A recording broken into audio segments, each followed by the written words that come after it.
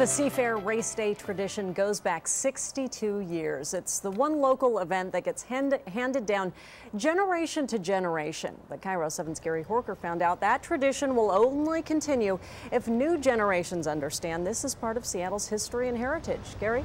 That's absolutely right. And you know, you go along the shoreline and you hear this over and over. The only way this racing continues and the tradition continues is for children to embrace the heritage and the history and the tradition you were talking about, the same way the generations of them did before that. Some did that today along the shoreline while the race was going on, and we were able to watch them do that. Take a look.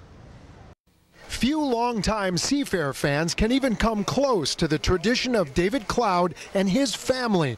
They built a boat race couch set up in the exact same spot on the shore for 35 years.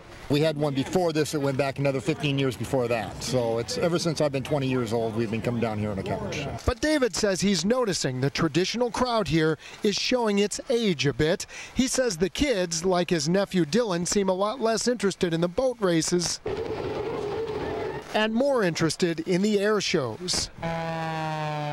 We look forward to the boat race every summer. That's all we had. But now these kids growing up today, they have all sorts of events that take place. They have all sorts of things to do. They have a whole technical world that we didn't have when we were kids. So you know, we grew up with it. It's in our blood. We live it. Longtime race fan Mark Gabrielson agrees. He's seeing a big change in these crowds from even 10 years ago. You'd have grandparents, you know, their kids, and then the grandkids, where now I'm seeing a lot of adults, but no kid. Not as many kids I used to see. Right here, 1 o'clock, Blue Angels. That's why the Gabrielsons are trying hard to get their son Sean to carry on the old tradition.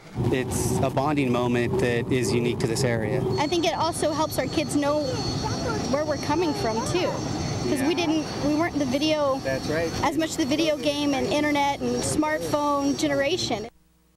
So as far as that bonding moment and intergenerational connectivity goes, I'm told the best thing that happened in terms of today and connecting with the younger generation was for all of them to bond during Seafair because of this beautiful, bright, sunny weather. They say today there were more families with small kids than they had seen here in years.